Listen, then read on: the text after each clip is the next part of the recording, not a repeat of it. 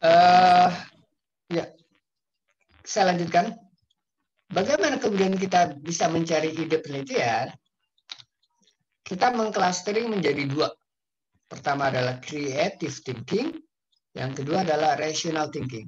However, tapi kemudian ini bukan berarti dia adalah kutub-kutub ya, bukan berarti ini kutub utara yang sebelah kanan kutub selatannya, tidak seperti itu. Ini ya hanya memudahkan saja bagi akademisi untuk bisa mengclustering itu. Tapi sebenarnya tidak ada pemisahan yang sangat-sangat tegas terkait dengan hal ini. Kita bicara terkait dengan rational thinking dulu.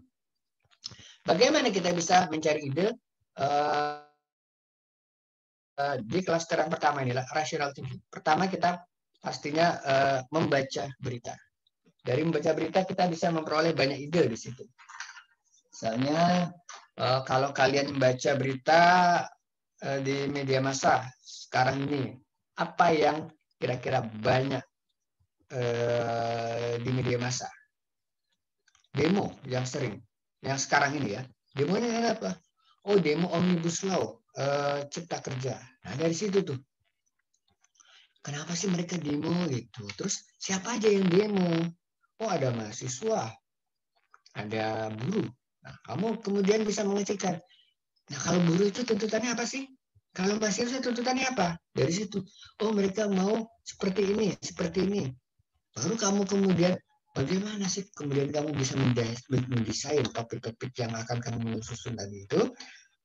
Datanya kira-kira ada seperti apa? Benar nggak?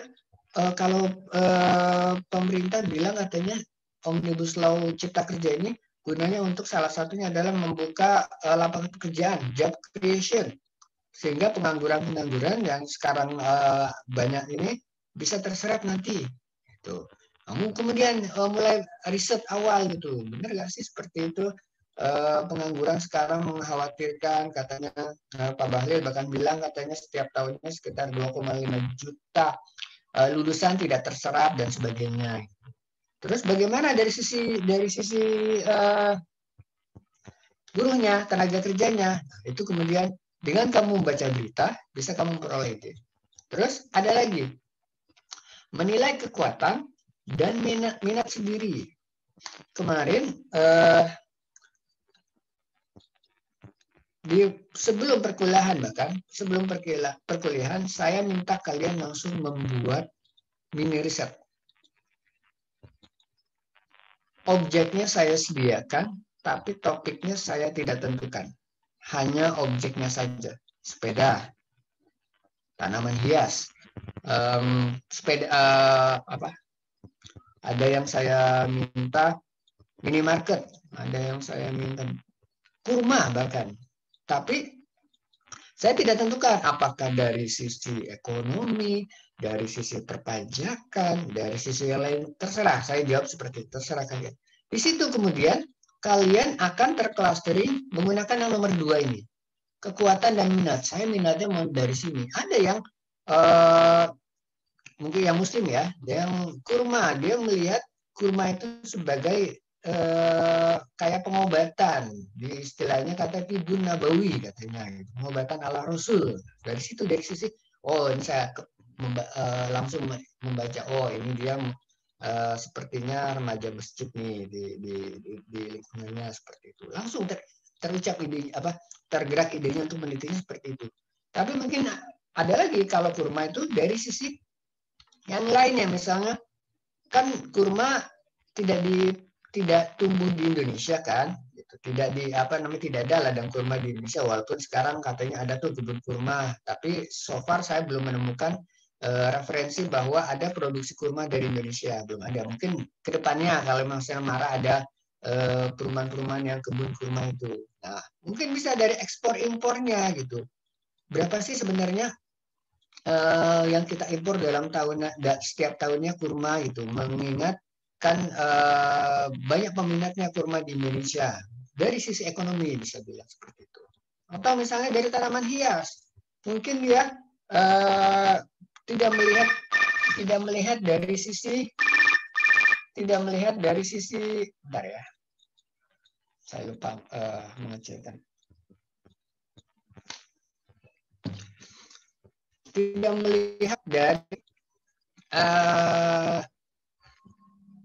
melihat dari sisi ekonomisnya, tapi lebih ke arah bagaimana fenomena ini bisa menjadi behavior bagi masyarakat dan sebagainya gitu, macam-macam. Kebetulan dia mungkin pencinta tanaman hias gitu, dan seperti itu. Kemarin sebenarnya saya mau mengupload hasil kerja kalian yang mini riset itu, tapi ternyata saya nggak bisa ya, karena saya cuma dikirimi linknya saja. Ketika saya coba mau ini, oh nggak bisa, ternyata saya hanya bisa download tapi tidak bisa insert gitu. Nanti mungkin saya minta tolong bantuan Mbak Anita untuk bisa yang sudah saya kumpulkan bisa ditaruh di Dropbox di drive yang sudah kita siapkan kemarin ya. Jadi kalian bisa melihat dari objek penelitian yang sama, apa sih yang kalian sorot masing-masing gitu. Karena kan saya hanya menyediakan 5 objek saja. Sementara kalian ada 29, berarti kan ada masing-masing 6 orang lah, kurang lebih 6 dan 5 untuk meneliti itu. Kira-kira sama nggak sih pendekatan kalian? Nah, ini dari menilai kekuatan dan minat. Terus menelaah minat penelitian staf akademik. Ini biasa kolegial. Kalau misalnya kita lagi sharing dari kolegial ngobrol-ngobrol, tapi ketemu seperti itu, kurang lebih sama. Terus sementara saya menjawab ini ada dari kantor ini seperti itu.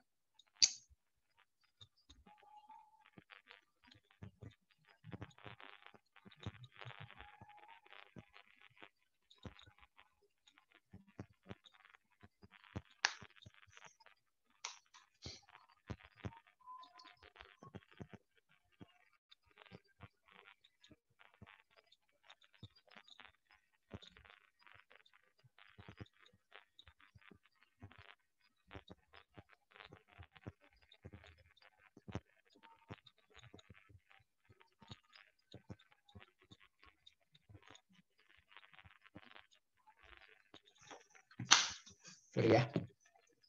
Terus melihat judul penelitian sebelumnya. Nah, ini menarik.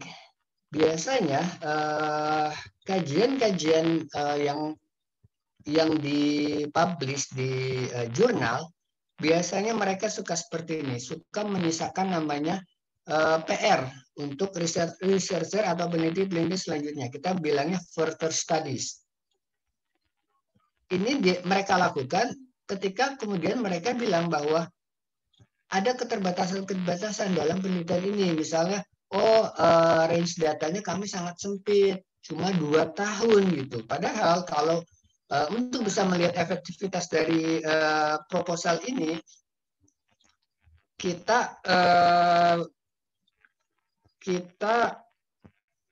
estimasi minimal harus 5 tahun berturut-turut gitu. Jadi langsung sarannya for further study which when the data available gitu. Ketika data kemudian sudah tersedia, dapat dilakukan kembali untuk memastikan bahwa kesimpulan yang kami peroleh saat ini adalah misalnya sesuai yang setelah 5 tahun atau 6 tahun lebih panjang gitu misalnya.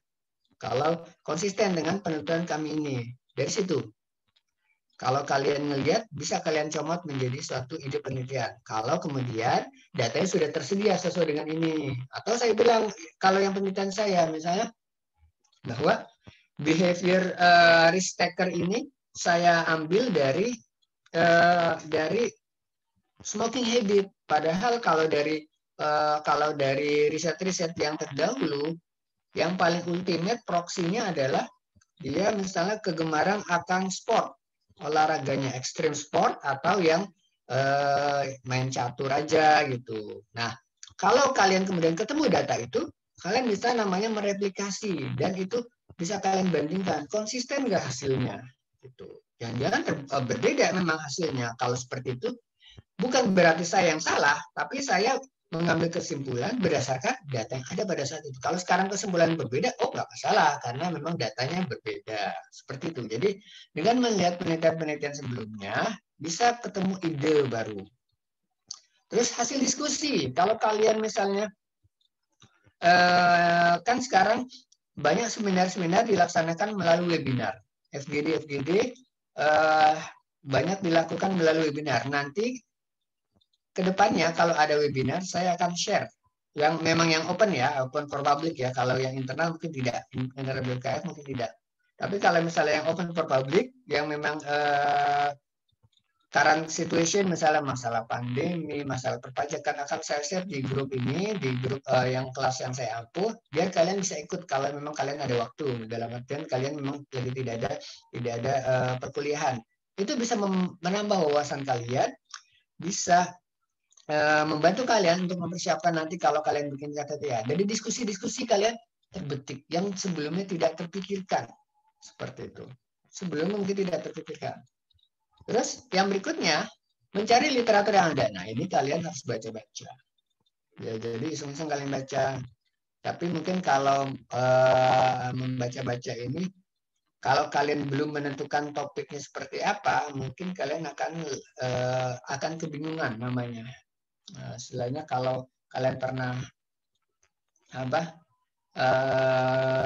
kalau kalian ada yang sambungan cross media, di situ ada salah satu TV swasta Jepang, acara yang adalah hanging around with no plan gitu. Jadi dia jalan-jalan pokoknya ngalor ngidul tanpa ada rencana mau ngapain sebelum. Pokoknya kita satu tempat hari ini, yuk kita ngapain aja deh. Ketemu makanan, kita tempat makan, kita makan. Ketemu tempat yang menarik, kita datengin tempat wisata. Tapi kita sama sekali blank, kita tidak ada persiapan. Nah kalau seperti itu, untuk ide penelitian sebenarnya agak susah karena nanti jadinya kalian kebingungan sendiri baca mulu, ini nggak cocok baca, waktu kalian tidak efektif.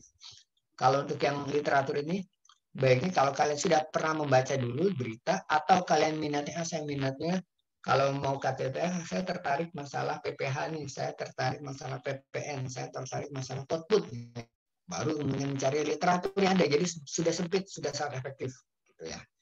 Seperti itu kalau dari literatur yang ada. Ini cluster rational thinking. Yang berikutnya adalah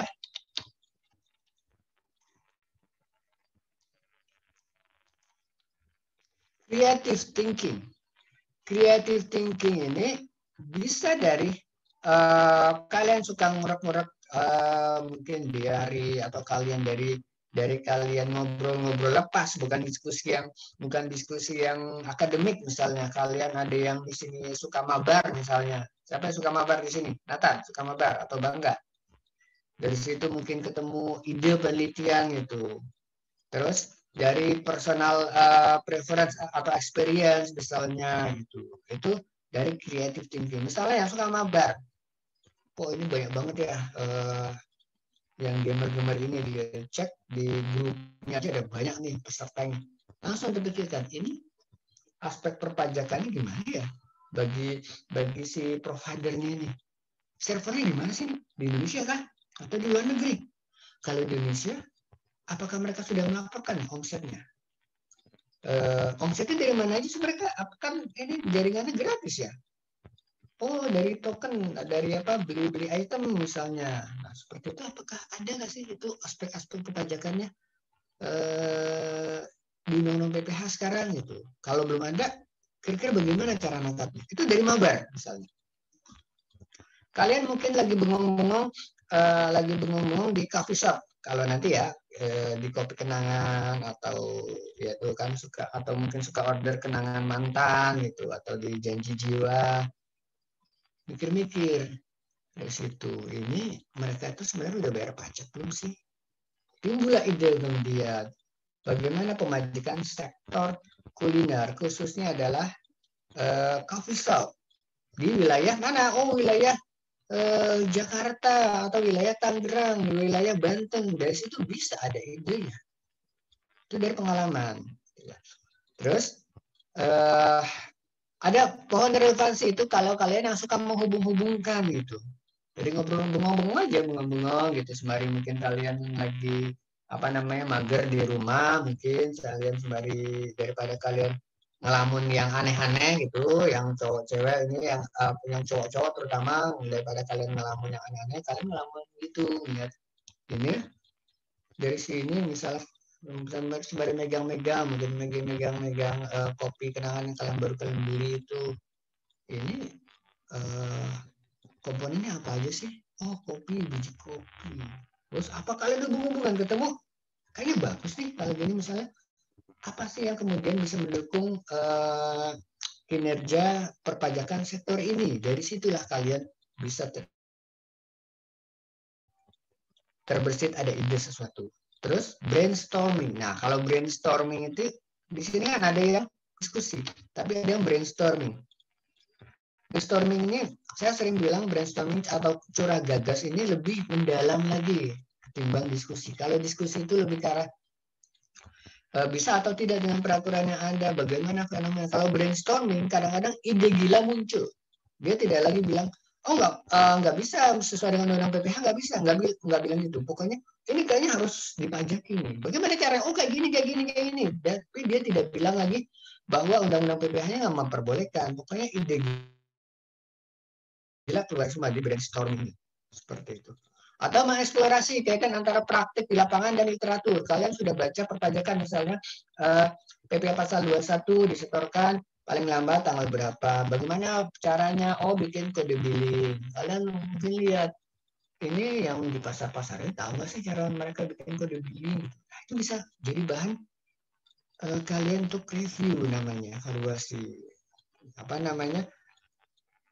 Evaluasi ketaatan penggunaan perpajakan kafe di coffee shop di wilayah ini. Gitu. Mereka tahu nggak sih cara bikin kode billing untuk perpajakan? Gitu. Jadi seperti itu bisa kalian kembangkan ide-ide. Ya sampai di sini ada yang mau ditanyakan? Silakan. Ada dua. Tapi again, ini dia tidak apa namanya kutub-kutub, tidak sisi kiri sisi kanan. Ini blended, kayak brainstorm, beda brainstorming sama diskusi itu apa gitu ya, kurang lebih sama lah dia so-so gitu. Cuma mungkin saya sering bilang kalau disuruh membedakan apa diskusi dengan brainstorming itu ya brainstorming itu lebih ide gila keluar, ide gila. Kalau diskusi itu lebih karena bagaimana teorinya, terus apakah bisa dalam pemajakan dan sebagainya. Ya, silakan. Kalau mau bertanya, monggo.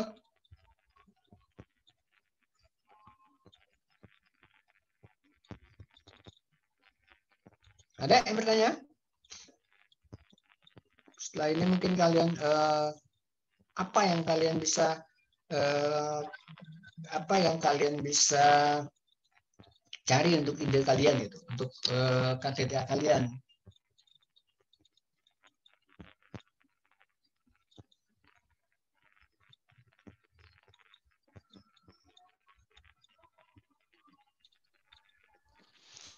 Izin Pak. Ya, silakan. Ajar. Iya Pak. Silakan.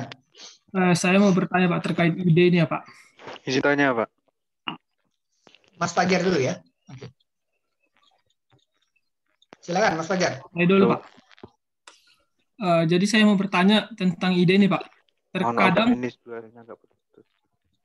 Terkadang kita ini kan udah melakukan seperti itu tadi Pak, banyak baca buku atau mengait-ngaitkan atau banyak lah.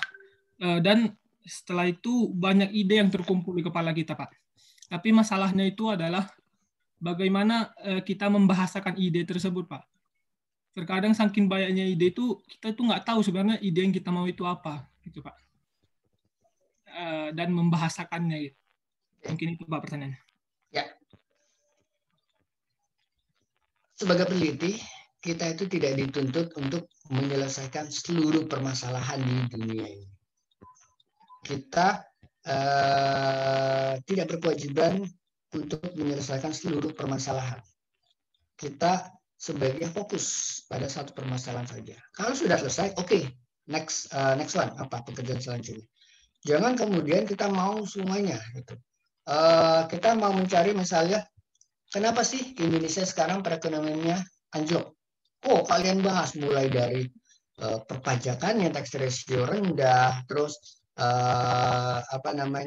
ekspor impornya tidak balance of payment-nya tidak imbang, terus utangnya makin menumpuk, terus sektor-sektornya tidak berkembang, banyaknya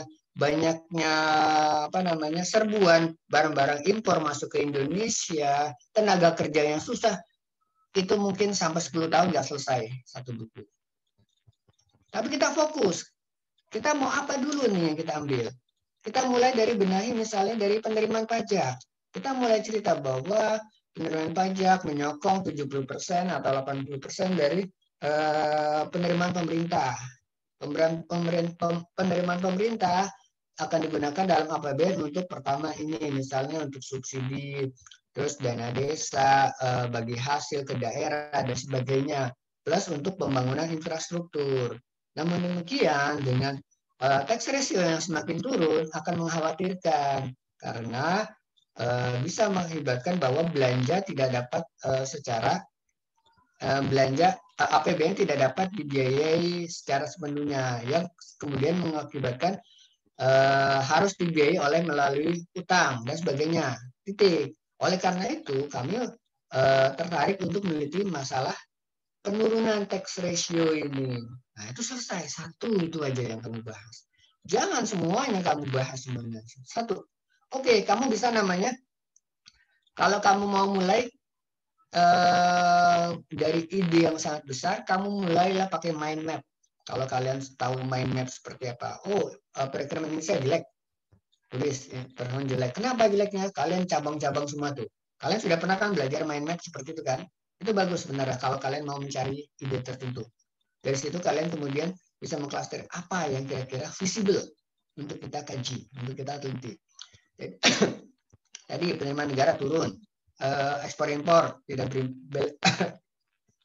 balance of payment tidak imbang, terus apalagi serbuan impor, terus buruh dan sebagainya. Dari sini kembangan lama-lama, oh ini kayaknya bukan ke arah pajak, ini nanti dulu ini lama-lama ketemu ide satu dari situ. Biasa seperti itu sih saya ya, Mas Fajar ya. Oh iya Pak, baik. Kalau kamu mau lebih terstruktur, kamu tulis saja. Kalau kadang-kadang kalau kamu sembari melamun, saya tadi bilang itu langsung tuh kayak di kepala kamu itu ada cabang-cabang itu. Itu mungkin kalau kamu bisa menuliskan dalam bentuk mind map tertulis, bisa kamu kemudian come up with something realistic and focus, gitu ya. Oke, next Mas Fajar, monggo. Baik Pak, terima kasih Pak. Silakan Mas Fajar. Sorry Mas Gilang, Gilang. Oh Fajar ya. Saya masih belum terlalu paham Mbak tentang maksud pohon relevansi itu terkaitannya dengan creative thinking, maksudnya seperti apa? Gimana? Di poin creative thinking tadi kan ada salah satu poinnya itu pohon relevansi. Nah, itu maksudnya kaitannya dengan mencari ide penelitian itu seperti apa? Saya masih belum terlalu paham. Ya. Yang ini tadi saya bilang, ini lebih ke arah mind mapping, relevance tree. Jadi ketika kamu sudah dari kamu menghayal sesuatu yang sangat big, kemudian kamu bisa menghubung-hubungkan, gitu. Jadi dari kenapa sih kita sekarang resesi misalnya sekarang ini? Oh resesi timbul gara-gara ini, gitu. Terus banyak kemudian hubungannya. Ada pertama kesehatan pastinya. Oh kenapa gara-gara kesehatan bisa ini? Oh gara-gara kesehatan akibatnya harus ada PSBB. Kenapa PSBB jadi masalah? Apakah PSBB jadi masalah? Oh bukan. PSBB itu bermasalah gara-gara orang nggak bisa keluar, nggak bisa ke pabrik, nggak bisa ke kantor. Terus apalagi? Apakah cuma produksi dari sisi supply? Oh enggak, ternyata orang juga males sekarang keluar untuk belanja. Orang kalau di objek-objek wisata, pariwisata, itu juga nggak ada yang mau datang ke sana. Akibatnya sektor pariwisata sekarang terpukul. Bali itu sekarang tingkat okupansinya rendah dan sebagainya. Dari situ kamu bingung. Terus kenapa kayak gini? Oh akibatnya kalau kayak gini sektor pariwisata misalnya, kita lihat gimana sih penerimaan pajaknya. Gitu. Penerimaan pajaknya gimana? Ya kalau dengan sektor pariwisata turun, penerimaan pajaknya otomatis kan anjlok gitu. Terus dari situ, kayaknya menarik nih kalau saya mau meneliti ini gitu. Dari situ sebenarnya. Jadi pohon relevansi itu lebih bukan lagi sekedar satu ide, tapi dari satu topik kamu hubung-hubungkan relevance tree, kan dia ada pasti ada hubungannya.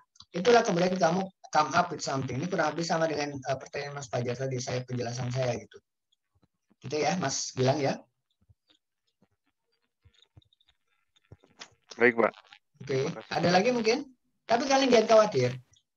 Eh, Hal-hal ini kan hanya teori. Sementara nanti ujian kita itu tidak ada pembahasan teori. Kita lebih ke arah bagaimana kalian bisa menerapkan ini ketika kalian diminta untuk membuat KTTA nantinya. Jadi maka saya bilang antara yang ini rational thinking dan creative thinking ini sebenarnya tidak suatu pemisahan yang mutlak. Kurang lebih pasti ada singgungan-singgungannya. Bahkan ada teman saya, dia peneliti handal memang. Dia tuh bisa menemukan ide yang brilian. Brilian itu maksudnya bisa membuat dia dipanggil untuk seminar di Swedia. Gara-gara satu hal. Gitu.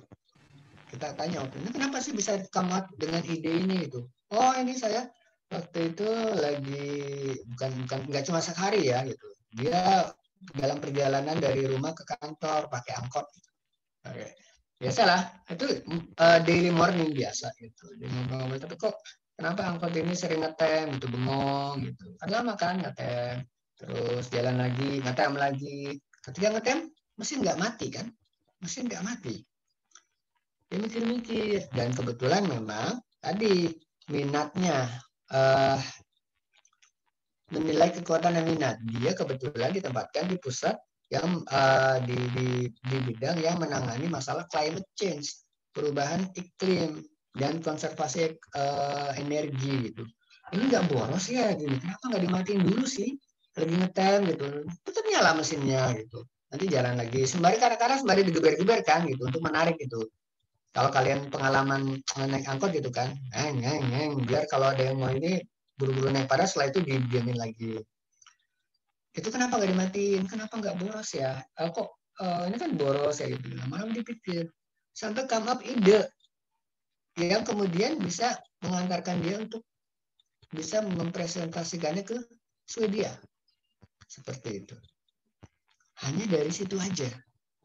Kecil, simpel, dari dia perjalanan dia dari kantor ke dari rumah ke kantor. Dan memang ide itu bisa datang kapanpun di any occasion ya, nggak kita bisa nggak bisa kita predik, nggak bisa kita tetapkan. Saya mau cari ide ngomong gitu. Saya mau cari ide di pohon mangga misalnya. Enggak seperti itu kadang-kadang. Kadang-kadang kita lagi ngapa-ngapain dan yang Muslim ya, ini mungkin sudah sangat familiar gitu ya. Dasar setan katanya itu. Giliran lagi sholat itu kadang-kadang suka ketemu ide. Suka seperti itu nggak?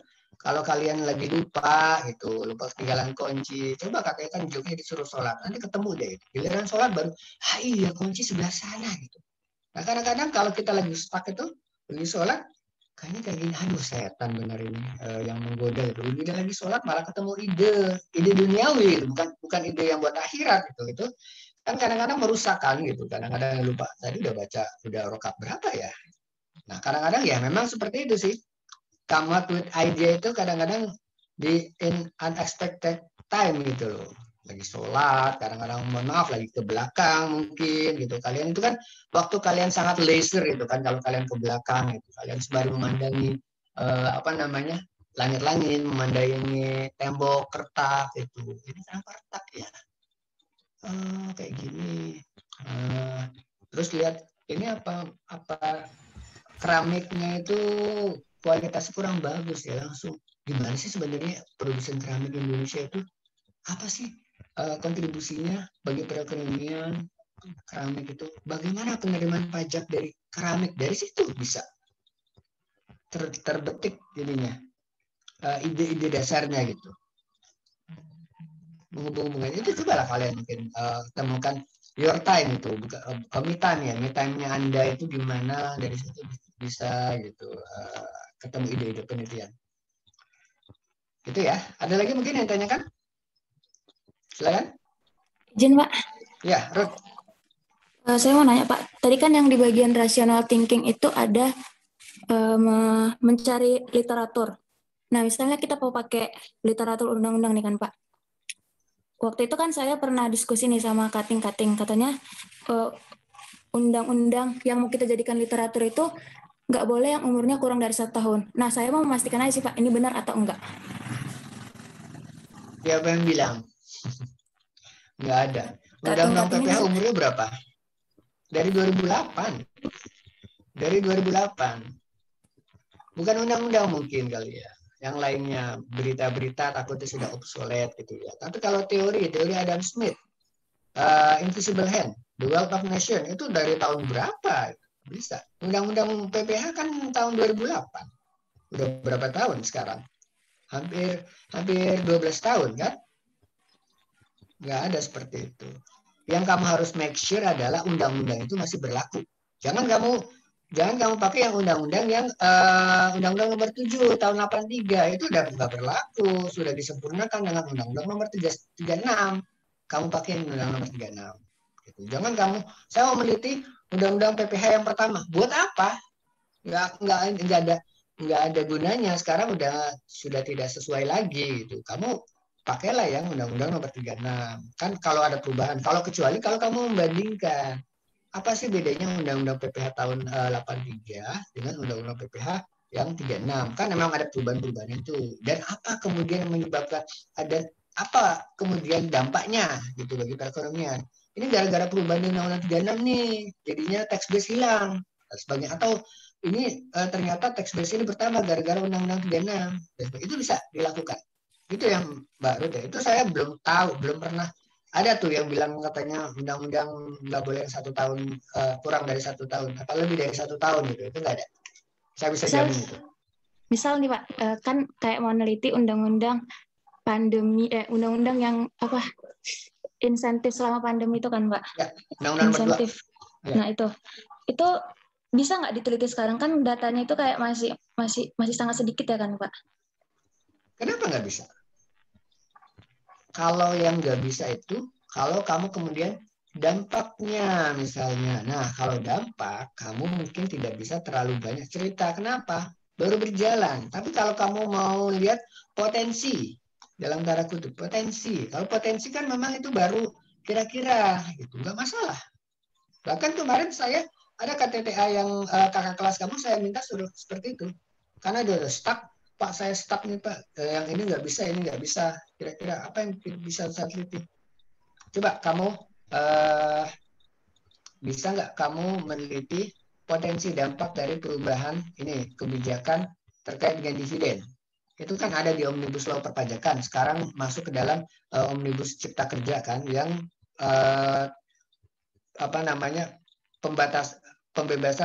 pembebasan dividen kalau dia diinvestasikan dalam sektor-sektor tertentu. Silakan kamu bahas itu. Literatur review, terus dampaknya. Ternyata dia ada ide nanya-nanya ke AR gitu. Gimana persepsinya? Bagaimana apa sih yang kalian lakukan nanti kalau nanti ini diimplementasikan?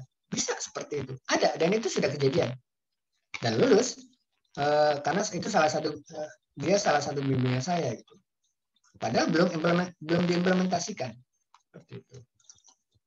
Bisa kok. Cuma kalau kamu mau fokusnya adalah bagaimana dampak ini dengan kamu nyari data-data, itu memang nggak bisa gitu. Kamu kemudian metodenya yang kamu perbaiki. Jangan kamu menggunakan itu. Jadi saya jadi teringat. Saya minggu lalu hari Minggu itu menjadi juri untuk mahasiswa berprestasi.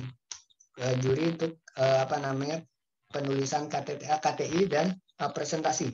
Mungkin ada teman kalian yang ikut di sana ya, karena itu kan untuk semester 4 kalau nggak salah dan semester 5.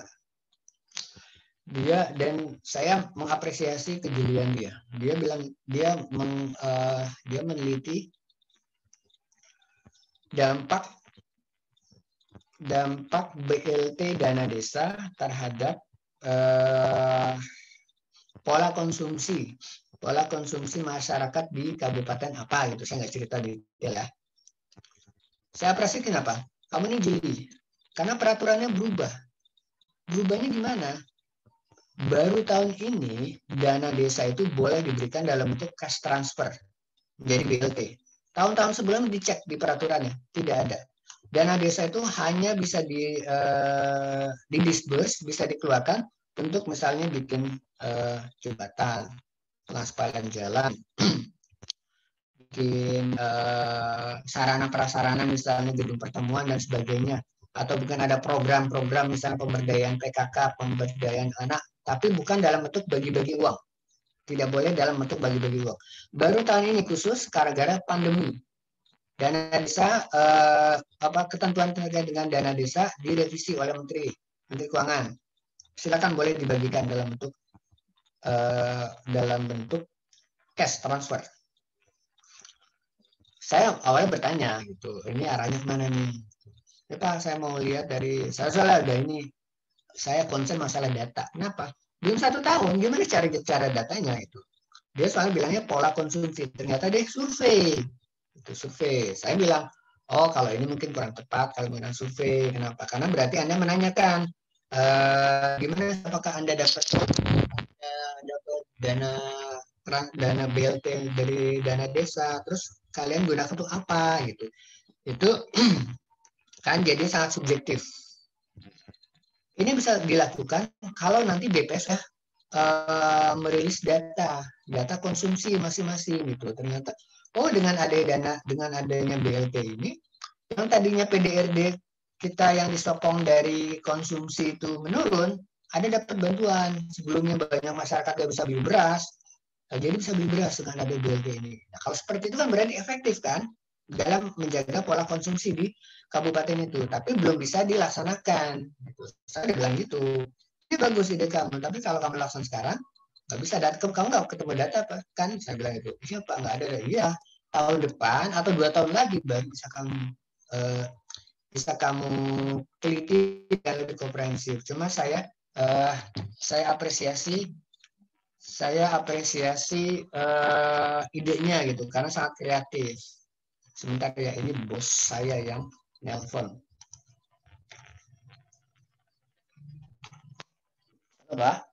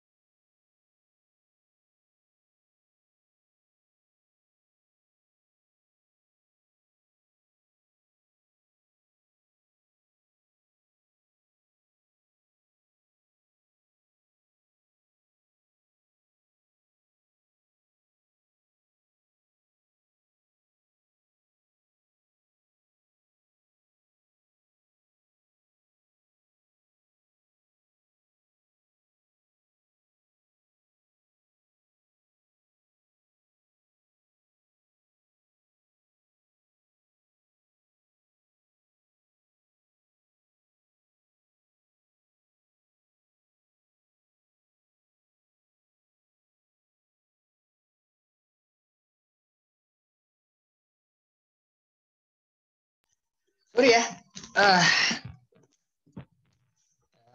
saya sering kadang-kadang diminta pendapat langsung dari eselon 1, eselon 2 itu masalah perpajakan kalau ada wajib pajak. Apalagi sekarang lagi zaman fasilitas kan. Tadi diminta ada yang lagi meminta pembebasan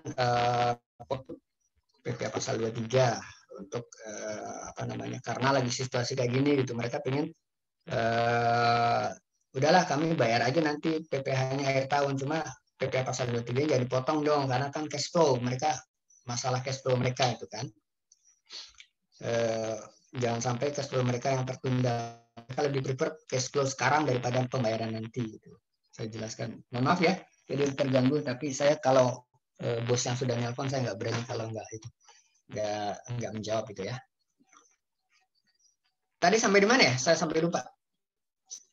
Ada yang masih bertanya? Silakan. Oke.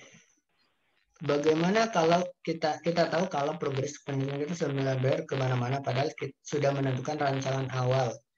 Apakah kita harus terus stuck ke rencana awal atau menggabungkan ide-ide baru di tengah perjalanan? Dari Mas Zaki, nomor 21 ya. Nah, nanti saya pending dulu, saya skip untuk yang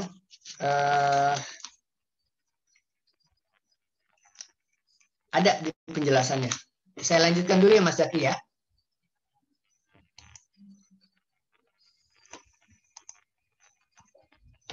Ini saya tidak minta kalian untuk mencari karena kalian sudah ketemu, sudah saya minta untuk mini riset. Nah ini langkah awal dalam penelitian. Di sini diperkenalkan ada 3 step. Tapi step ini bukanlah step yang sequential. 1, 2, 3 bisa balik lagi dari kedua ke 1, 1 ke 2, terus ketiga, 3 balik lagi ke 2 dan sebagainya. Pertama adalah identification of the broad management problem. Masalahnya apa sih? Masalahnya apa? Belum. Apa? Share screen-nya belum. Oh, belum nongol? Ya, Pak. Oh, saya tutup tadi ya. Oke, sorry. Oh iya. Ini ya. Sudah sekarang? Sudah, Pak. Mohon maaf. Terima kasih. Agak sedikit terdistraksi tadi. Nah, langkah awal dalam penelitian. Ada 3 step. Tapi step ini tidak berarti harus spesial. 1, kedua, ketiga selesai. Tidak seperti itu. Bisa back and forth. 1 ke 2, 2 ke 1. Terus kedua lagi, habis itu ketiga, habis itu kedua lagi. Gitu ya. Pertama adalah, ini persis sama yang ditanyakan tadi sebelumnya. Pertama kita ketemu permasalahannya yang umum.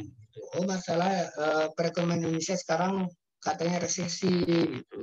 Dari situ kita mulailah ada preliminary research, pendahuluan. Kita cari-cari data. Apa sih yang dimaksud sebagai resesi? Oh, definisi resesi kalau menurut World Bank, menurut lembaga donor lain, AFF adalah misalnya secara berturut-turut dalam berapa kuarter atau berapa triwulan mengalami pertumbuhan negatif, minus. Gitu. Baru disebut resesi. Terus habis itu berapa sih sekarang penurunan GDP Indonesia dan sebagainya. Dari situ bisa langsung masuk ke research problem atau balik lagi mencari yang lainnya itu. Bisa juga langsung fokus misalnya dari sini dia mulai mencari sektor apa sih sebenarnya yang menyumbang penurunan terbesar itu. Kelihatan. Oh, sektor pariwisata, sektor manufaktur, sektor apa lagi itu. Dari sini baru kamu fokus satu saja. Saya harapkan cuma satu saja. Apakah saya mau fokus pariwisata, saya mau fokus manufaktur, saya mau fokus misalnya industri padat karya, monggo. Dari situ kemudian kita balik lagi. Kalau industri padat karya, bagaimana sih kontribusinya terhadap perekonomian Indonesia? Bagaimana sih kontribusi terhadap penerimaan pajak Indonesia? Kamu kemudian bisa conduct kalau kamu menggunakan metode kuantitatif, before and after. Sebelum krisis seperti apa, setelah krisis seperti apa. Dan bagaimana kamu bisa proyeksikan gitu ke depannya. Dari situ bisa.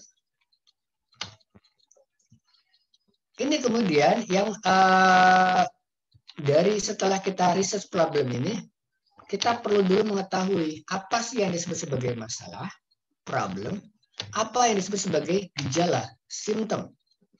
Kalau yang mudah, kalau saya bicara masalah kesehatan. Kalau ada seorang anak demam gitu ya, itu masalah atau gejala? Kira-kira panas dingin itu apa? Gejala, bukan masalah. Bukan. Nah, itu bisa memang masalah, bisa memang gejala, bisa dua itu. Tapi memang tidak wise kalau kita langsung bilang itu masalah. Masalah adalah situasi di mana kondisi idealnya seperti ini, aktualnya berbeda. Seperti itu ya.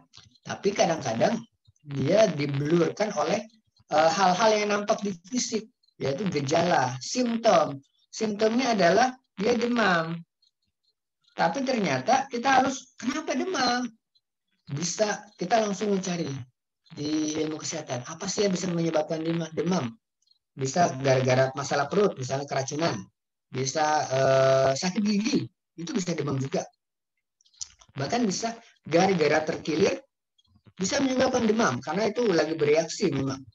Bisa seperti itu. Kalau mengobati simptom, mudah obatnya. Apa sih kalau di Indonesia biasa kalau anak-anak lagi demam gitu, kalau orang dewasa lagi demam, paracetamol. Kalau anak-anak bisa ibuprofen, selesai semuanya. Tapi apakah menyelesaikan masalah? Does it solve the problem? Not necessarily. Gitu. Karena ternyata masalahnya adalah dia terkilir tangannya. Kalau seperti itu nggak bisa mau diobatin pakai paracetamol berapa ya nggak bisa. Harus dirawat gitu. Entah kalau pakai tradisional dipijat, diurut, atau ke dokter, di gips misalnya, diperlakukan, di treatment gitu, biar dia nggak bergeser gitu. Atau kalau masalahnya perut, jangan kemudian dikasih obatnya hanya paracetamol, atau mungkin berbeda, dikasih obatnya mungkin sakit migrain, padahal yang masalah di perut. Gitu. Perutnya dia ini kan berarti sakit mah, dia harus kasih pengobatan yang obat yang diminum sebelum makan, maksudnya untuk mengobati misalnya ususnya atau lambungnya dan sebagainya, mengurangi tingkat keasaman dari lambungnya dan sebagainya. Itu solve the problem. Tapi kalau kita baru melihat dari simptom awalnya, mungkin kita tidak hit the problem, gitu ya. Mungkin bahkan permasalahan mungkin banyak, gitu. Permasalahan mungkin banyak, tapi kita harus cari akarnya mana, gitu. Permasalahannya banyak mungkin. Akar permasalahannya mungkin perlu kita amati, ada di bawah mungkin. Itu bisa kita temukan kalau kita terus bertanya, we keep asking why, seperti itu. Nggak cuma satu pertanyaan saja. Misalnya di sini dicontohkan, orang ini dia discourage, dia misalnya meninggalkan perusahaan gitu, dia meninggalkan perusahaan, left misalnya.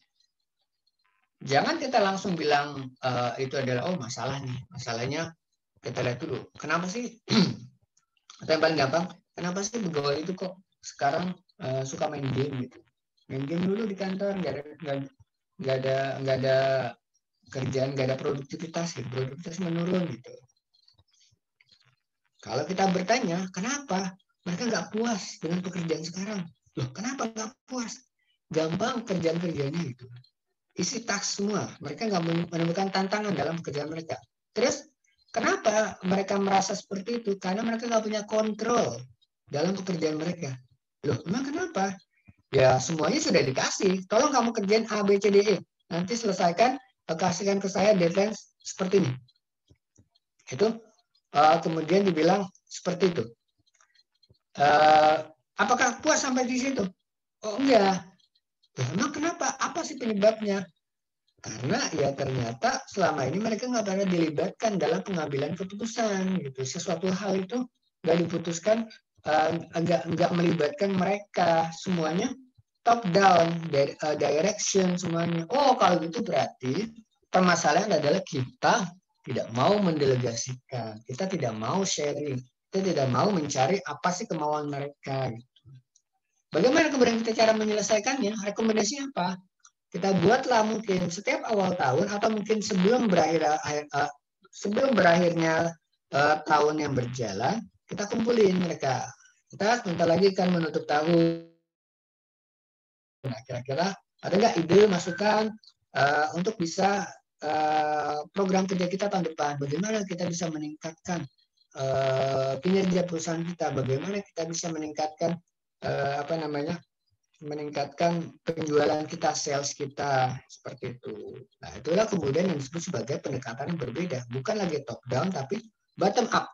Menggali dari bawah, kemudian bisa diusulkan. Itu bisa dijadikan penelitian, tapi memang khusus misalnya masalah marketing atau manajemen, seperti itu. Tapi tidak kita langsung bilang bahwa, oh kenapa pegawai itu sukanya main terus. Dia emang attitude-nya nggak bagus gitu. Dari awal kita kayaknya salah merekrut. Loh, kenapa salah merekrut? Ya kayaknya SDM-nya nggak benar tuh, suka kolusi. SDM-nya kayaknya mereka pola ininya seleksi nggak tepat. Jadi meleset kan kalau kita tidak mencari root problem awalnya yang benar gitu. Kita terus bertanya. Seperti itu ya. Nah, ini contoh permasalahan yang mungkin sangat luas. Misalnya, program pelatihan yang tidak seefektif yang diharapkan. Misalnya seperti itu. Ini sangat luas ini. Kalau kalian mau bikin menjadi satu penelitian, akan sangat bisa ada dua opsi. Bisa akan lama sekali dikerjakan dan hasilnya bukunya sangat tebal. Atau kalau memang jangka waktunya nggak lama, yang terjadi adalah sangat cetek, sangat dangkal penelitian kamu. Ini oke sebagai for the starting, the broad problem. Tapi kita harus kemudian fokuskan. Misalnya yang pertama, program pelatihan tidak seefektif. Kalau kita mau lihat dari program pemerintah, misalnya yang sekarang lagi ada, misalnya program kartu prakerja, misalnya. Di situ misalnya kalian baca berita program kartu prakerja tidak efektif gitu. Di situ berbagai masalah timbul, misalnya seperti ini bla bla bla bla bla gitu. Dari situ kalian dig more. Kenapa ini tidak efektif? Pertama mungkin yang kalian temukan kurang dananya. Gitu. Kedua mungkin pengajaran tidak kredibel. Ketiga mungkin infrastrukturnya kurang memadai gitu. Keempat mungkin programnya tidak custom. Nah, kamu mau nyoroti yang mana nih? Dana, menyoroti yang pengajar, menyoroti infrastruktur. Mana? Boleh kamu 4 minimal. Tapi tadi saya bilang mungkin penelitian kamu jadi dangkal karena kamu pengen menyelesaikan seluruh permasalahan di dunia ini. Coba kamu fokus satu. Misalnya fokus pada yang terakhir. Ternyata program pelatihannya tidak custom. Dalam artian apa?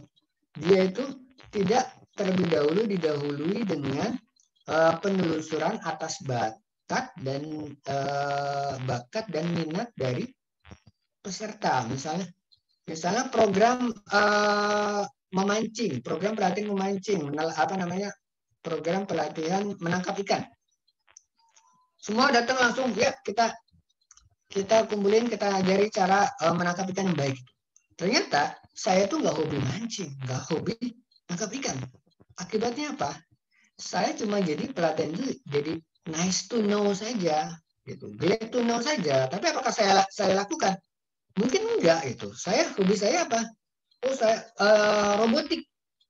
Harusnya saya tuh dapat pelatihan robotik atau komputer. Saya dapat pelatihan komputer sehingga kemudian saya bisa buka servis komputer, saya buka toko komputer, seperti itu. Misalnya dia pelatihan itu dia based on pekerjaan sekarang. Saya misalnya pekerjaan saya nelayan. Pekerjaan ini nelayan. Tapi ternyata itu bukan purely minat saya. Nelayan itu karena saya terpaksa jadi nelayan. Karena saya tidak punya apa-apa. Saya tidak punya keterampilan apapun gitu. Tapi kalau saya dikasih kesempatan, misalnya minat saya dari komputer, saya lebih akan prefer untuk ikut pelatihan komputer.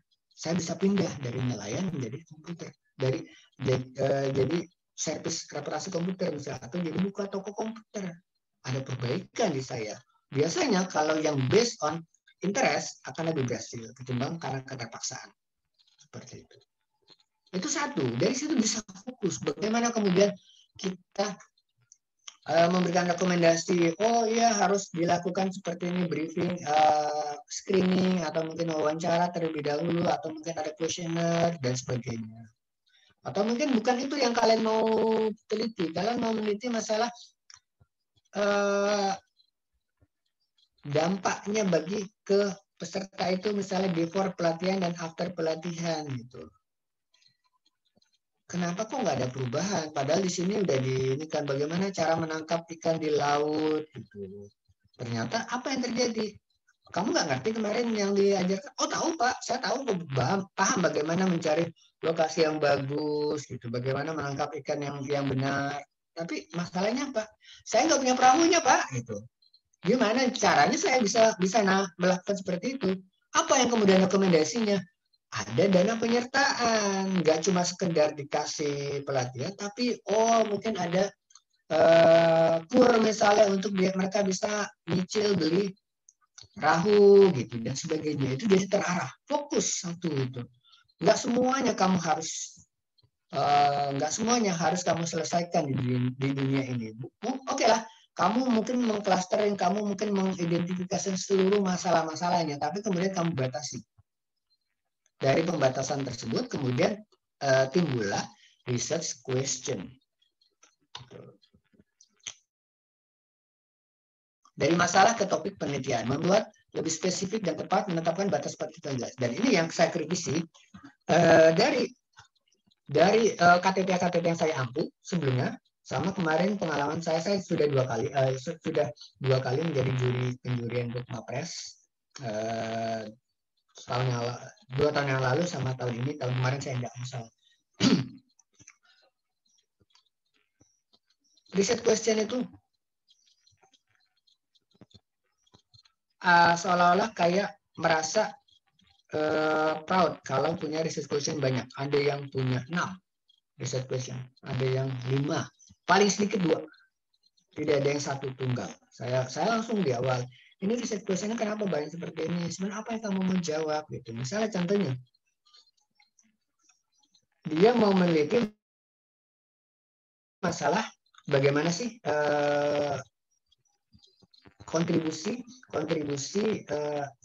sektor digital marketing atau online terhadap perekonomian. Dia mulai intronya dengan ada pandemi COVID-19 ini, akibatnya ada PSBB. Dari PSBB tersebut jadinya kan orang-orang pada mager dan tidak boleh tidak boleh keluar. Terus ternyata di situ ceruknya dimanfaatkan dengan adanya GoSend, GrabSend, terus ada ekspedisi yang lainnya gitu. Pertanyaan riset questionnya adalah 1. Bagaimana pengaruh COVID-19 terhadap masyarakat Indonesia? 2.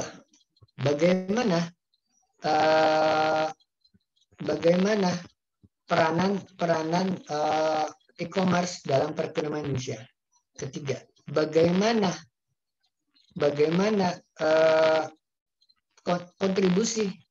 kontribusi digital marketing dalam masa PSBB? 4.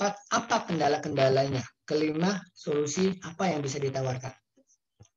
Kalau menurut kalian, apa yang sebenarnya harusnya hanya masuk ke dalam research question? Silakan. Kalau topiknya adalah seperti itu. Ada yang bisa menjawab? Pertama, bagaimana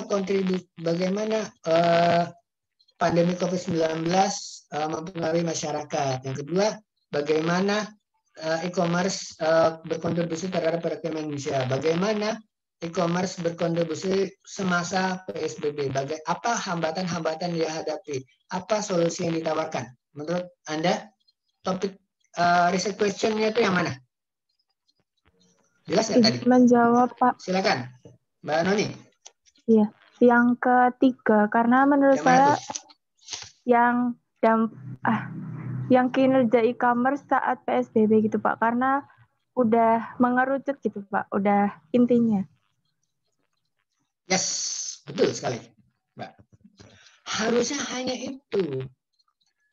Kalau yang pertama, bagaimana pandemi COVID-19 mempengaruhi masyarakat, itu bukan research question, tapi itu kamu harus paparkan.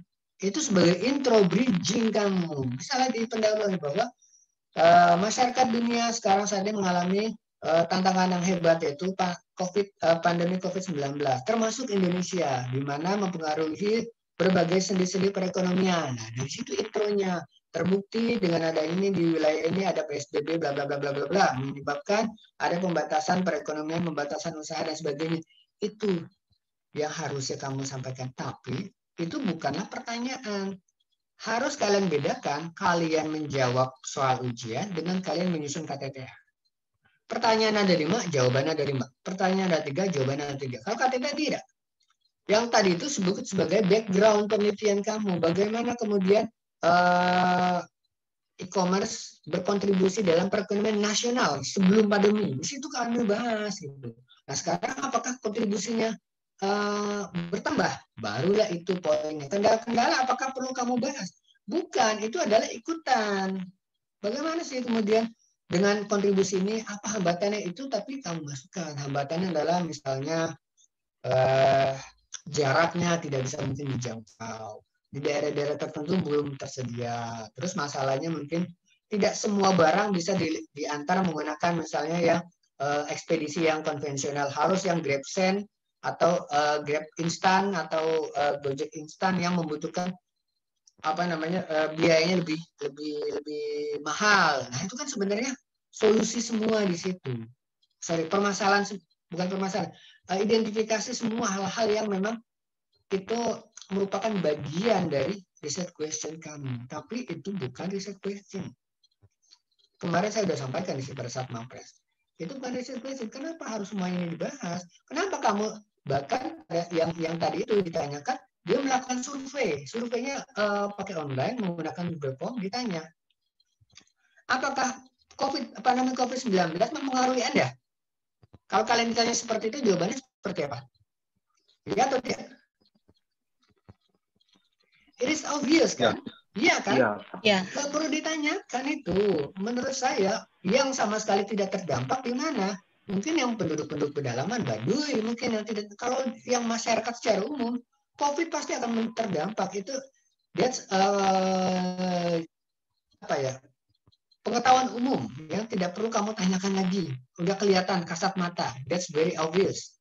Itu nggak perlu. Tapi justru kolaborasi itu menjadi suatu background penelitian seperti itu. Dari situ kamu bridging, makin lama makin mengerucut, kemudian come out with research question spesifik, atau kamu spesifik lagi bagaimana dia kontribusi terhadap bukan nasional, karena mungkin kalau nasional nyari data susah. Di wilayah kamu mungkin kabupaten Tuban, kabupaten mana kamu, misalnya Tegal misalnya, monggo silakan seperti itu. Lebih spesifik, tapi mungkin tidak bisa kamu generalisir menjadi Indonesia. Kalau seperti itu, khusus dia hanya Kabupaten Tegal, kontribusinya dia menyumbang 30%, tapi tidak berarti 30% terhadap perekonomian Indonesia. Nggak masalah, kan kamu sudah menjelaskan bahwa ini kamu hanya melakukan di Kabupaten Tegal, Kabupaten Tuban, DIY misalnya, nggak masalah seperti itu ya. Nah, dari situ kemudian setelah kamu come up with research question, kamu melakukan preliminary research, penelitian pendahuluan, sehingga bisa mengubah tadi masalah yang luas tadi menjadi yang bisa kemudian kita lakukan penelitian yang layak gitu ya. Kita ini kan Jumatan nanti ya, mungkin tidak akan terlalu lama nanti, karena mungkin yang Muslim, yang mas-masnya dan saya juga harus sholat Jumat. Nah, dari pengumpulan informasi awal ini barulah kita dapat apa sih masalah pentingnya, urgensinya apa. Oke, saya mungkin tidak membatasi bahwa harus satu, tapi kalau misalnya memang itu saling terkait, oke, nggak masalah. Misalnya contohnya yang tadi masalah nelayan tadi, yang masalah kartu prakerja, mungkin bisa kami bahas. Apakah programnya sesuai dengan maunya atau custom, dan apakah dananya tersedia? Oke, baru kemudian kamu bisa dari sisi program, dari sisi dukungan pemerintah, dan itu cukup nggak? Bisa kemudian kamu usulannya, rekomendasi adalah tambah dong, kurang kalau segini. Dari bimbingan saya yang lalu, ada yang saya suruh spesifik, kakak kelas kalian ya, ada yang saya agak luaskan. Case by case memang. Yang saya luaskan misal gini, evaluasi atas pemenuhan kewajiban perpajakan, pemotongan dan pemungutan PPh di bendahara desa X misalnya. Kalau saya suruh spesifik hanya PPh pasal 21, mungkin tidak bisa dia memenuhi kuota penulisannya berapa page-nya, karena sempit objeknya. Makanya udah kamu semuanya deh. Itu biasa saya untuk yang seperti itu saya hanya last resort. Kalau misalnya saya lihat pada saat penyusunan riset proposal risetnya dia, kayaknya dia nggak menemukan ide yang lain nih, ya sudahlah, nggak apa-apa. Saya realistis saja dengan keterbatasan waktu, saya itulah terpaksa. Tapi kalau misalnya dia bisa menemukan ide yang lebih baik, saya propose yang lebih baik. Misalnya ada yang evaluasi pemenuhan kewajiban output di rumah sakit X misalnya. Saya langsung bilang, kenapa kamu pilihnya? Oh ya Pak, banyak ini masalahnya ini, ada dokter, ada tenaga kesehatan, ada ini, ada pengadaan barang. Saya langsung bilang fokus ke PPh pasal 21 dokter. Hanya sempit, hanya PPh pasal 21 dokter. Kenapa saya bilang? Karena banyak masalah. Masalahnya apa? Pertama dari pemotongan berbeda. Misalnya dia harus 50% DPP. Terus mungkin banyak dokter-dokter itu bukan dokter tetap, tapi mungkin dokter panggilan, dokter spesialis, bukan yang dia pegawai rumah sakit, pegawai tetapnya, hanya by on call.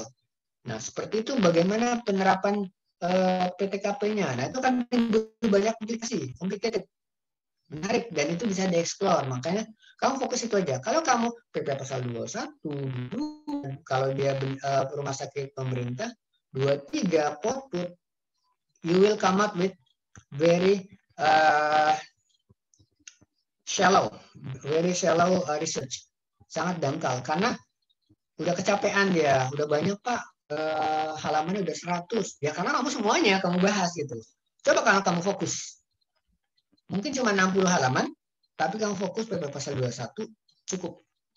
Daripada kamu harus 23 atas ini belanja barangnya, apa belanja jasanya, terus 22 belanja barangnya karena di bendaharaan pemerintah. Terus ada pemotongan juga karena di situ pemotongan PPh pasal 4 ayat 2-nya karena dia di bawahnya ada Indomaret misalnya dan sebagainya gitu. Tapi jadinya pembahasannya sedikit dangkal seperti itu. Jadi saya case by case. Bisa kalau yang tadi bendaharaan desa, ini kalau PPh pasal 21 doang agak berat nih dia nanti memenuhi kuota page. Kalian kan ada minimum kuota berapa halaman misalnya. Udah, kamu semuanya ya. Kamu PPh pasal 21 aja. Kamu 23, oke, karena spesifik ya. Kamu outputnya itu, karena banyak outputnya di situ misalnya. PPh pasal 4 ayat 2-nya, karena di situ banyak aspek-aspek pemotongan PPh pasal 4 ayat 2-nya. Oke, kayak gitu memang. Dari situ kita bisa kemudian menetapkan lebih rinci metode-metodenya. Itu ya. Kajian literatur pastinya tadi kalau kita sudah come up with idea, kita kemudian bisa mencari literatur reviewnya di awal ya. Walaupun nanti setelah kita ke lapangan akan mungkin butuh ada literatur tambahan gitu ya. Dari topik kemudian ke riset ke desain untuk riset questionnya gitu. Dari situ kemudian akan mempengaruhi desainnya, datanya seperti apa sih. Gitu. Nah, kadang-kadang sudah sangat spesifik riset questionnya. Ketemu di data. Datanya nggak dapet. Akibatnya apa? Apakah kita lanjut?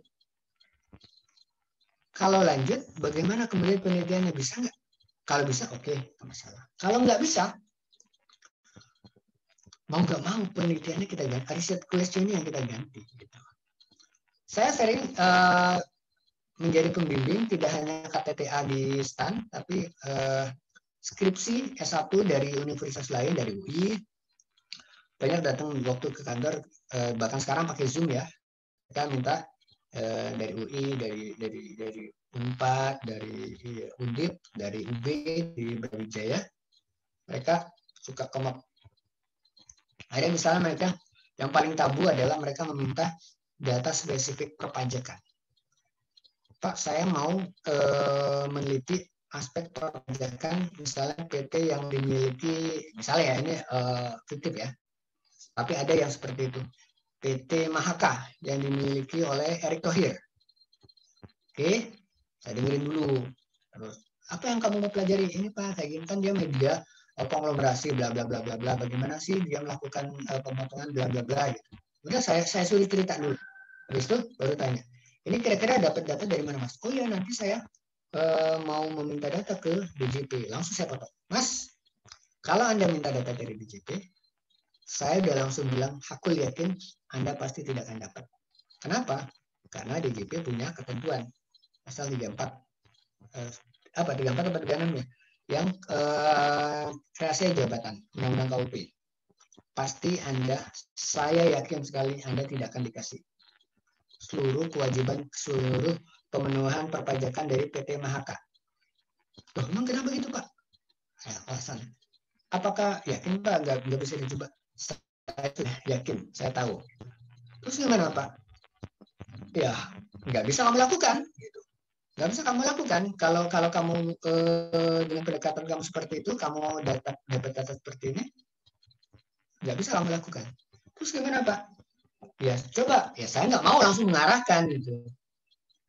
Coba kamu pikirkan deh, kamu mau kembali lagi monggo silakan. Tapi kalau kamu tetap bilang mau seperti itu, minta bimbingan saya, mungkin saya tolak karena nggak bisa dilaksanakan seperti itu. Lama kembali sehari 2 hari kembali Pak, mungkin bisa nggak kalau misalnya konsepnya seperti ini Pak? Kalau saya minta datanya dari PT Mahakanya langsung, oh silakan kalau itu boleh. Sepanjang kamu memang bisa dapat datanya dari mereka. Apakah mereka mau ngasih data? Saya nggak tahu. Mungkin bapak kamu temannya Erick Thohir ya monggo kalau misalnya memang seperti itu. Tapi kalau enggak, ya mungkin agak susah juga. Itu kan data rahasianya mereka. Gitu. Siapa yang bisa menjamin bahwa itu diberikan? Gitu. Nah, monggo, tapi silakan kamu coba dulu. Kalau enggak bisa, opsinya adalah ganti topik. Atau kamu haluskan riset question kamu. Gimana caranya? Bisa nggak kalau kemudian kamu yang kamu soroti itu bukan spesifik PT Mahaka, tapi misal sektor apa misalnya media informasi misalnya di situ. Nah dari situ kan sudah KBLI, sudah KLU kalau di perpajakan. Kalau seperti itu saya lebih optimis DJP mau ngasih. Jadi bisa nggak kita ditarik data perpajakan di Indonesia sektor penyiaran misal, oh bisa DJP. Bisa, saya bisa bantu itu karena untuk kepentingan akademisi nggak masalah. Tapi kalau kamu satu WP nggak akan bisa seperti itu. Saya jelaskan seperti itu. Akhirnya opsinya bisa ganti research question-nya atau ganti topik, sama sekali ganti topik karena dia kayak nggak Pak, saya nggak mau kalau sektoral, saya justru maunya biar lebih fokus pada perusahaannya. Oh kalau gitu nggak bisa, mohon maaf. Kalau misalnya mau di ini kan minta bimbingan saya, mungkin saya harus menolak. Kalau misalnya disetujui, oke Pak, ini ya udah silakan tulis saja nanti permohonan ke DJP, biasa nggak masalah kalau memang dia sifatnya sektoral, dan itu bisa seperti itu. Jadi tadi mungkin sama pertanyaan sebelumnya, gimana kalau datanya misalnya nggak ada, itulah makanya kemudian yang tadi yang balik lagi yang ini back and forth.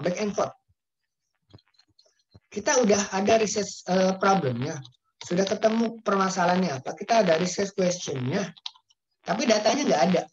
Data nggak ada, nggak akan jalan.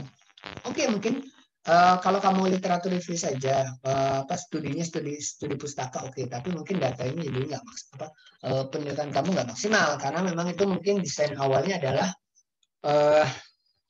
menggunakan data gitu. Ya, opsinya adalah hanya langsung atau tidak langsung, tolak atau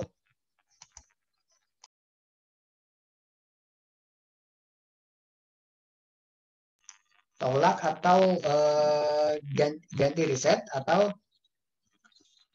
ganti riset question atau ganti topik. Selesai seperti itu. Sampai di sini ada yang bertanyakan? Silakan. Izin bertanya, Pak. Izin bertanya, Ya. Pak. Ya, silakan. Masnya dulu, dari Mas Bangga. Oke. Misal kita sudah membuat topik, Pak, tapi belum mendapatkan masalah buat penelitian kita. Nah, itu gimana ya, Pak, cara mendapatkan masalah itu, dan faktor apa yang harus diperhatikan dalam cari masalah dalam penelitian? Oke, ini menarik memang di penelitian. Kita sering diajarkan kalau sama orang tua, jangan cari-cari masalah, gitu kan? Tapi kalau giliran penelitian, kita harus cari masalah, gitu. Kalau nggak ada masalah, apa yang diteliti? Kalau nggak ada masalah di situ, ngapain diteliti? Nah, itulah kejelian kamu dalam mengamati fenomena. Yang permasalahan yang paling sangat sederhana adalah ketika kamu membandingkan antara teori dengan praktek. Itu yang paling sederhana. Misalnya tadi saya contohkan evaluasi pemenuhan perpajakan bendara PTX. Itu kita belum tahu apakah ada masalah atau tidak, tapi kan kita membandingkan antara reality dengan teorinya, dengan ketentuan-ketentuannya. Itu satu masalah. Bisa mungkin ada berbeda, belum tentu, tapi ada perbedaan. Tapi di situ kita perlu melihat, itu yang paling yang menurut saya novelty-nya paling rendah, paling kecil. Jadi kalau dalam penilaian KTTA ada dari sisi novelty, dari sisi ide, biasanya saya menilainya itu nggak terlalu bagus. Kalau memang kalian nanti memilihnya KTTA-nya itu ya, satu. Dengan kamu sering mengamati fenomena, dengan kamu menghubung-hubungkan, dengan kamu mencari banyak berita, kamu baca-baca omongannya dari expert pengamat, misalnya ekonom, kamu bisa menimbulkan pertanyaan yang ingin kamu jawab, gitu ya.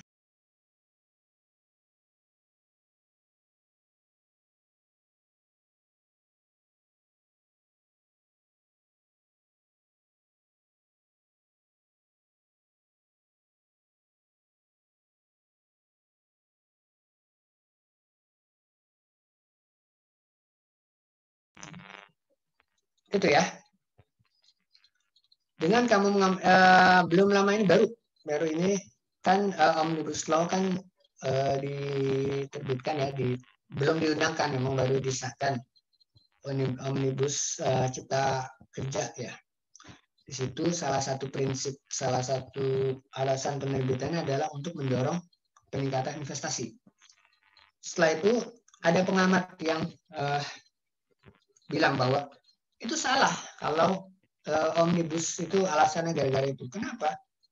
Investasi kita itu nggak ada masalah. Langsung si Faisal Basri ya.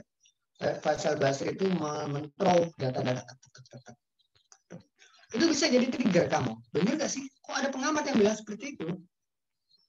Bisa seperti itu. Kamu juga ada permasalahan nih kayak gitu.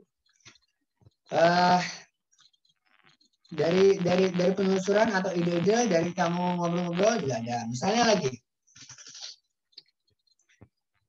contoh misalnya kamu pelajari supply and demand misalnya. Kalau permintaan naik,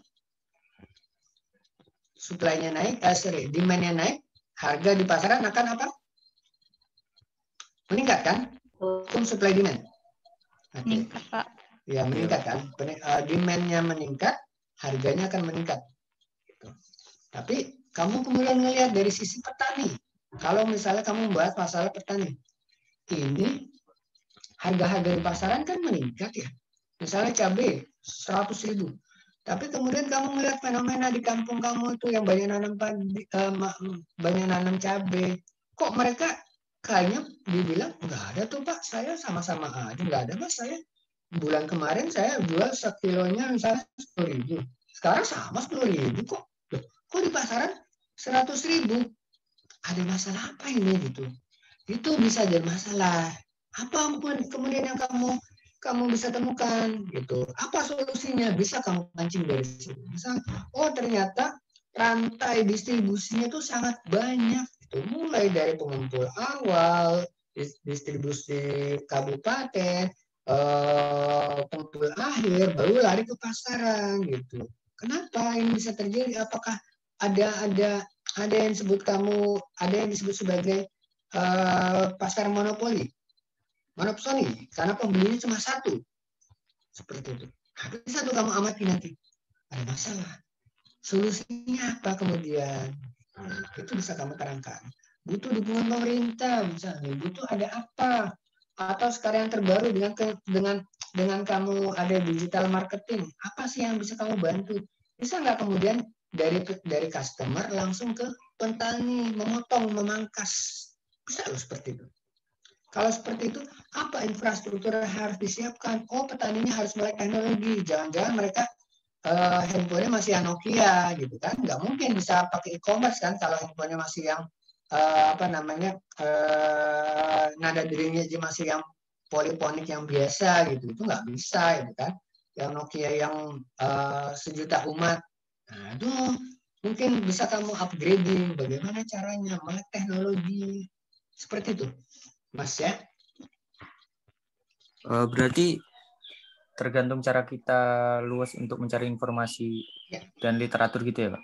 Yes, kamu harus terbuka, open minded. Kamu tidak boleh peneliti tidak boleh skeptis, tidak boleh kamu terkungkung, tidak boleh kamu menjudge, tidak boleh suzon. Ini gara-gara petaninya malas itu, kualitasnya nggak bagus. Tanpa kamu melakukan riset terlebih dahulu, gitu ya. Jadi kamu harus open minded. Istilahnya kalau Bu Menteri bilang thinking above the curve, gitu, outside the curve, seperti itu, outside the box. Silakan yang berikutnya tadi Mbak siapa tadi? Lutfi. Lutfi nomor berapa Mbak? Nggak ada nomornya. Nomor 20 Pak. 20 silakan. Ya, tadi di slide itu kan yang di sebelum-sebelumnya tentang yang mencari penyebab itu kan mengapa, terus ada turunan-turunannya. Berarti kalau penelitian kita ingin mencari mengapa kan berarti ada yang proximate cause sama ultimate cause-nya. Apakah sebagai peneliti kita itu memang harus meniatkan setiap penelitian kita itu untuk mencari yang ultimate cause-nya, bukan hanya yang proximate, atau bagaimana Pak? Ya. Tergantung kedalaman. Ada tadi saya bilang kalau dalam rangka dia academic review, biasanya topik-topiknya itu determinant factors in affecting consumer behavior in pandemic COVID-19 misalnya. Faktor-faktor yang mempengaruhi perilaku konsumen ketika, nah itu biasanya kamu mengclustering semuanya. Tapi itu biasanya tidak dalam rangka mencari penyelesaian suatu masalah. Dan kalau dari sisi novelty-nya, dari sisi sumbangannya terhadap penelitian sebenarnya masih dalam tahap-tahap awal. Boleh kamu lakukan seperti itu, tapi khawatir saya itu sudah pernah disurvei, sudah pernah dilakukan oleh orang lain. Jadi kamu tidak ada lagi sumbangan terhadap ilmu pengetahuan. Kalau dibilang kamu mencari determinant factors, itu banyak tuh yang sudah meneliti. Tapi kalau kamu kemudian fokus, determinant factor oke, ada 10, tapi sebenarnya yang main idenya adalah semua mengerucut kepada 1 atau pada 2, pada 3 faktornya. Nah, dari 3 faktor ini mana yang kamu mau bahas? Saya tidak menyarankan kamu bahas 3-tiganya karena nanti akan menghasilkan penelitian yang dangkal. Karena kamu sudah kecapean mencari-cari informasi. Saya strongly recommended maksimal 2 atau 1 saja, fokus 1. Seperti itu. Ya, kita memang boleh kamu bilang tadi mencari masalah banyak-banyak gitu. Cuma biasanya nanti penelitian kamu itu kurang applicable dan kamu sepertinya akan bersaing dengan penelitian terdahulu. Oh, sudah ada kok yang lain. Kamu mau cari yang mana lagi? Udah ada nih yang meneliti masalah behavior perilaku konsumen. Tapi yang masalah ini belum ada loh yang cuma kecil spesifik. Gitu. Itu Pak Lutfi ya. Baik Pak, Oke. terima kasih. Saya lanjutkan dulu ya, karena kita we are running out of time. Ini saya tidak terlalu bahas, karena sebenarnya ini cuma masalah definisi saja, karena nanti ujian-ujian kalian tidak ada yang menjelaskan teorinya, jadi mungkin kalian baca-baca apa sih yang dimaksud sebagai exploratory, apa yang evaluatif tadi misalnya pemenuhan kewajiban perpajakan, ada yang kausal, kemarin kayak contoh penelitian hubungan antara populasi anak di Indonesia, kelahiran anak di Indonesia dengan populasi kanguru di Australia, itu kausal efek yang kita cari. Atau ada yang deskriptif seperti apa, itu lebih ke arah pengenalan saja, tapi kan di sini kita mata kuliah ini sebenarnya lebih ke arah bagaimana mempersiapkan kalian untuk bisa membuat KTTA yang baik, karena itu nanti akan menjadi persyaratan kalian untuk salah satu kelulusan kalian.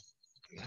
Jadi saya harapkan di mata kuliah ini nantinya kalian lebih aktif bertanya, menggali-gali ide, gitu. Mungkin kalian habis ini bisa ketemu ide yang untuk come up dengan untuk KTTA nanti, monggo di dalam apa namanya di dalam perkuliahan ini kalian tanyakan saja. Saya terbuka kalau kalian membahas itu ya.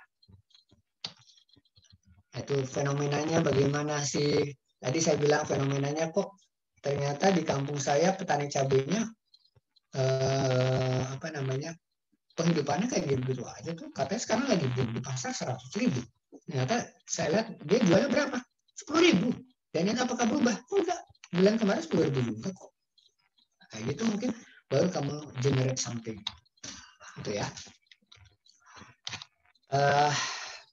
Tujuan. Tadi tujuan itu lebih ke arah apa sih yang memang kamu tuju untuk kamu teliti ya, berangkat dari research question. Tujuannya apa sih?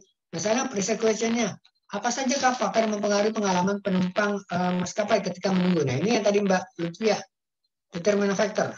Tapi tujuannya adalah apa? Untuk mengidentifikasi faktor-faktor yang mempengaruhi pengalaman penumpang maskapai ketika menunggu penerbangan. Seperti itu ya. Terus apa dampak menunggu terhadap kepuasan? Nah ini lihat dari dua hal yang sama, topik yang sama, bisa kemudian dua penelitian. Yang pertama, apa aja faktor-faktor? Determinant factors. Tujuannya ini. Nah, tapi yang dua ini lebih spesifik. Apa dampak dari queuing time di boarding room misalnya terhadap kepuasan pelanggan terhadap maskapai kita? Nah, itu sudah spesifik tuh sekarang. Dampaknya yang dia akan diselidiki. Apakah dua-duanya boleh diteliti? Boleh, tergantung mau tujuannya apa. Nah, tujuannya ternyata untuk menyelidiki dampak menunggu. Karena ternyata, semakin menunggu, ternyata kita dikasih ratingnya semakin jelek. Gitu. Berarti bagaimana caranya kita kemudian meng-cut waktu menunggu.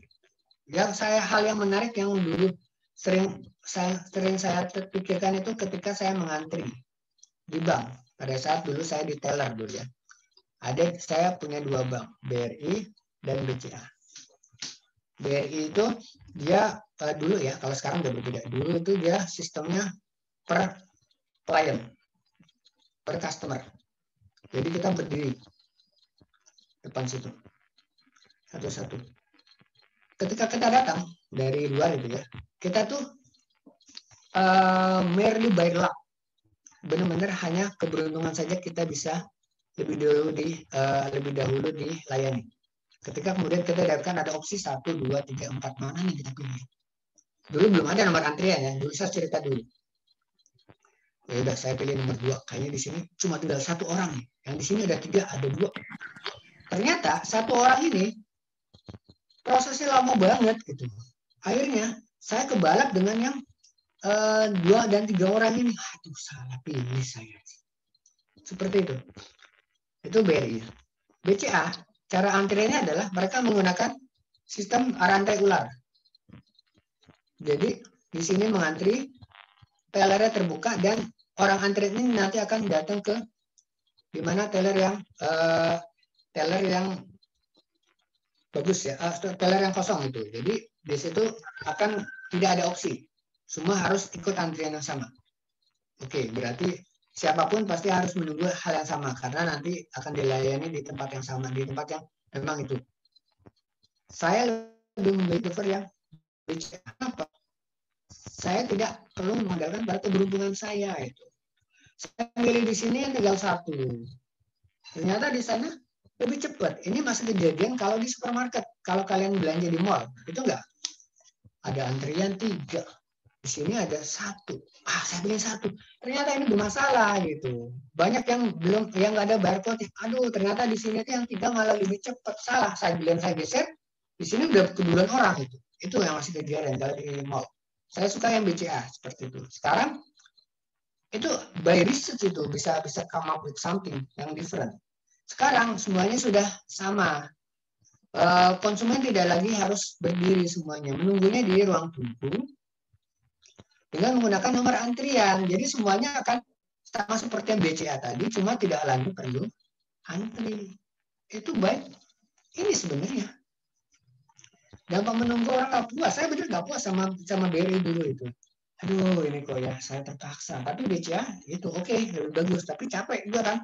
Karena kalau yang BRI plusnya adalah antrian saya kelihatan cuma 3. Tapi kalau BCA saya, waduh, antrian ada 10 nih. Langsung, karena satu antrian semuanya. Kalau BRI tadi, saya bisa milih yang antrian 1, antrian 3, antrian 2. Tapi saya merely by luck. Saya bisa lebih dulu. Yang mana nih? Saya yang pilih 2 aja deh.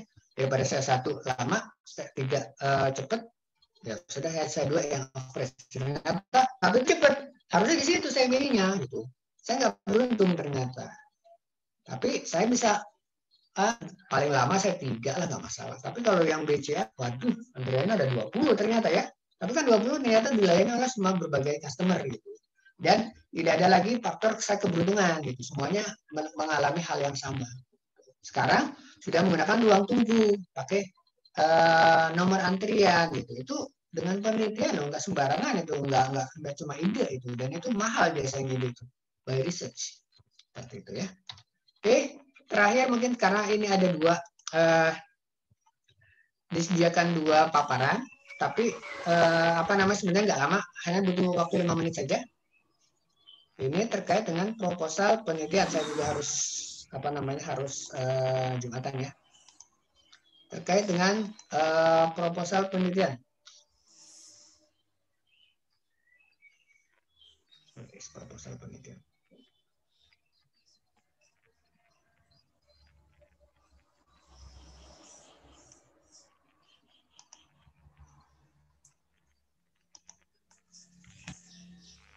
Bentar ya. Proposal penelitian. Oh ini belum. Oke, udah kelihatan ya proposal penelitian? Ini pada dasarnya hanya mendokumentasikan apa-apa yang kita sudah pelajari tadi menjadi suatu proposal. Ini yang nanti akan kalian submit ke saya sebagai UTS. Apa yang ada dalam proposal penelitian? Judul pastinya, dan judul merepresentasikan isi. Latar belakang seperti itu. Kenapa kamu tertarik dengan ini? Pertanyaan tadi yang sempat disampaikan. Harus ada masalah ya? Ya. Kalau kalian diajarkan dulu jangan cari-cari masalah deh dalam kehidupan ini. Kalau di penelitian kamu harus cari masalah. Kalau nggak ada, penelitian kamu akan plain. Seperti itu ya. Setelah itu maksud dan tujuannya, metodenya bagaimana kamu terangkan semuanya. Terus nanti kalau ada referensinya. Judul itu bagaimana kamu buat judul yang eye-catching, yang kamu menarik. Kita mungkin sekarang sering familiar dengan bukan yang berbentuk clickbait. Kalau kalian suka YouTube atau Instagram, mungkin ada yang hanya clickbait ini, misalnya tayangan ini, ya itu biasa kalau yang cowok-cowok suka tertarik nih, kalau clickbaitnya itu ada cewek yang cantik misalnya, gitu. Wah ternyata pas dibuka isinya zong gitu, nggak ada, itu cuma clickbait doang. Bukan seperti itu judul. Dia mau representasikan isi, tapi bagaimana kamu cari kalimatnya yang efektif, yang memang menarik. Itu by experience tentunya, dan ya biasanya itu saya lakukan. Kalau ada mahasiswa saya yang pembimbingan itu nanti aja. Kalau ini fisikanya lebih cocok ini deh. Kamu judulnya seperti ini yang lebih menarik ketimbang kamu harus seperti ini panjang-panjang tapi tidak efektif gitu dan sebagainya. Ya. Latar belakang tadi saya bilang kalau memang pandemi COVID, kamu bahaslah itu sebagai latar belakang pandemi COVID mempengaruhi sendi-sendi perekonomian di Indonesia, terbukti dengan bla bla bla bla. Gitu. Statistik menyebutkan terjadi penurunan perekonomian bla bla bla, itu masuk dalam latar belakang semuanya. Dari situ baru mulai kamu mengerucut ke riset questionnya, tujuannya bagaimana, pertanyaannya dan sebagainya. Metodenya berapa? Saya mau melakukan ini dengan survei, saya melakukan dengan literatur review, saya mau menggunakan evaluasi kepada bendahara, mengadakan wawancara dan sebagainya, seperti itu ya. Dan jangka waktu ini ingat bahwa kalau kalian ketika menyusun KPTA nanti di semester berikutnya, kalian mungkin akan melihat, wah masih panjang kok, 1 semester itu 6 bulan. Tapi ingat mungkin ada libur nasional, libur keagamaan yang tidak memungkinkan kalian mencari data. Jadi kalian come up dengan jangka waktu penelitian yang kalian sudah susun mungkin by detail, by bulan, by month, gitu ya. Terus ini mungkin nggak ada kalau kebutuhan anggaran karena kalian nanti anggaran kalian sendiri selesai. Referensi paling kira-kira apa sih yang saya sudah terpikirkan dalam sekarang ini. Referensi-referensinya, teori yang saya temukan di awal, tapi mungkin ketika penyusunan KTTA nanti akan ada penambahan-penambahan. Itu ya. Untuk KPTA hanya untuk riset proposal hanya segitu saja. Mungkin kalau ada pertanyaan, satu pertanyaan saja singkat dan jelas sebelum kita tutup. Silakan kalau ada. Enggak ada ya, karena sudah mau Jumatan ya. Oke, karena ini hari Jumat memang tidak bisa kita lebih fleksibel lagi untuk waktunya. Tapi mungkin kalau kalian masih ada pertanyaan terkait dengan 2 materi yang kita bahas hari ini, bisa kalian tanyakan di next meeting ya. Oke, mungkin saya persilakan kembali, PIC bisa mempersiapkan sebelum kita tutup. Sebelum mengakhiri perkuliahan pada siang hari ini, mari kita berdoa menurut keyakinan masing-masing. Berdoa dipersilakan.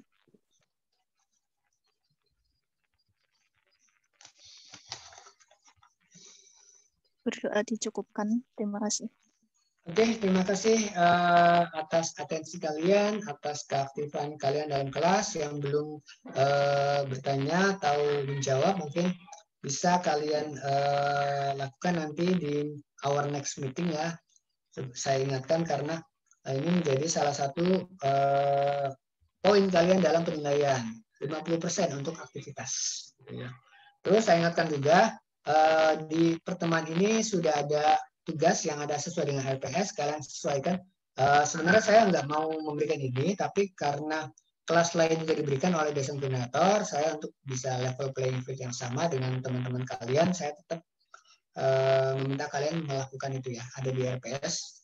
Dan itu coba nanti minta tolong PIC bisa mengecek apakah di submit di pertemuan keempat atau kelima, saya lupa apakah keempat, tapi mohon bisa nanti untuk teknis akan saya informasikan selanjutnya ya.